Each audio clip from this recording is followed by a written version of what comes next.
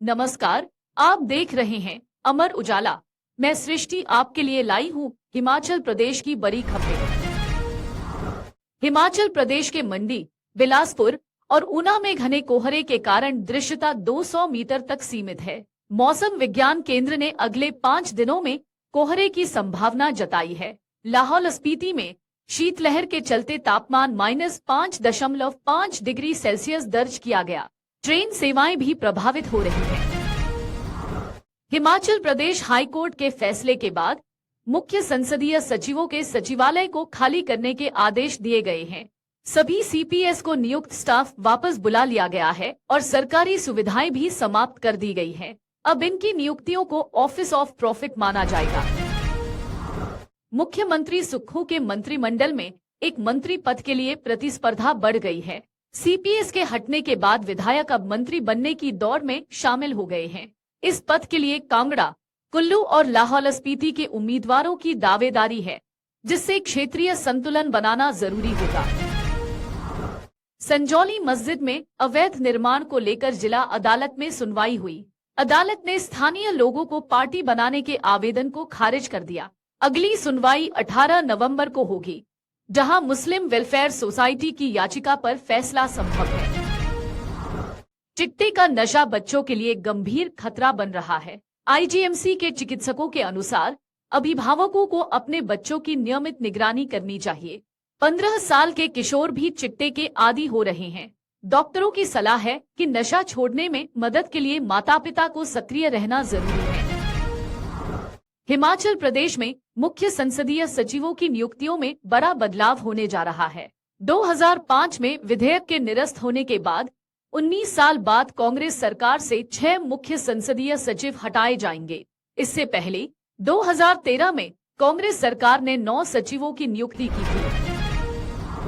Cyber अपराधी अब WhatsApp पर अनजान नंबरों से लिंक भेजकर ठगी कर रहे हैं। जब यूजर लिंक पर क्लिक करता है तो उसका अकाउंट हैक हो जाता है। विशेषज्ञों ने लोगों को सतर्क रहने और अनजान कॉल्स पर जानकारी साझा न करने की सलाह दी है। शिकायतें तेजी से बढ़ रही हैं।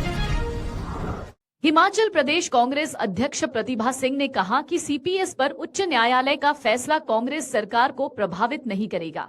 उन्होंने सरकार की स्थिरता की पुष्टि करते हुए कहा कि जल्द ही पीसीसी की कार्यकारिणी का गठन किया जाएगा। साथ ही उन्होंने सिख समुदाय को गुरु नानक जयंती की बधाई दी। सांसद डा. राजीव भारद्वाज ने राज्यपाल शिव प्रताप शुक्ल से राजभवन में मुलाकात की। उन्होंने सीपीएस मामले पर न्यायालय के ऐतिहासिक निर्णय का धन्यवाद किया और भाजपा सरकार की नियुक्तियों को असंवैधानिक बताया।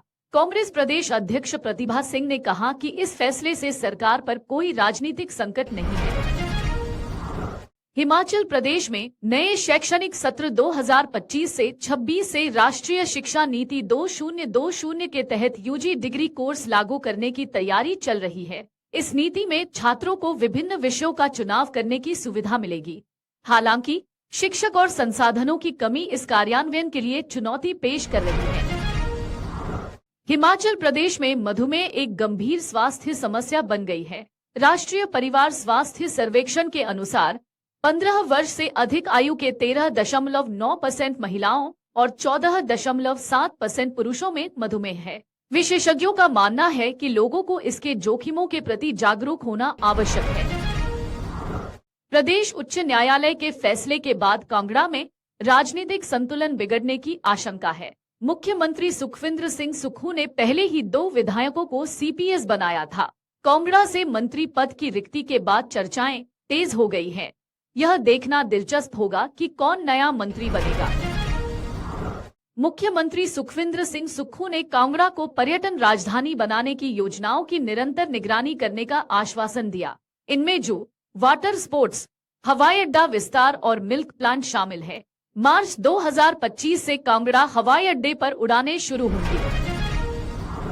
हिमाचल प्रदेश हाईकोर्ट ने 6 मुख्य संसदीय सचिवों की नियुक्तियां तुरंत प्रभाव से रद्द कर दी हैं।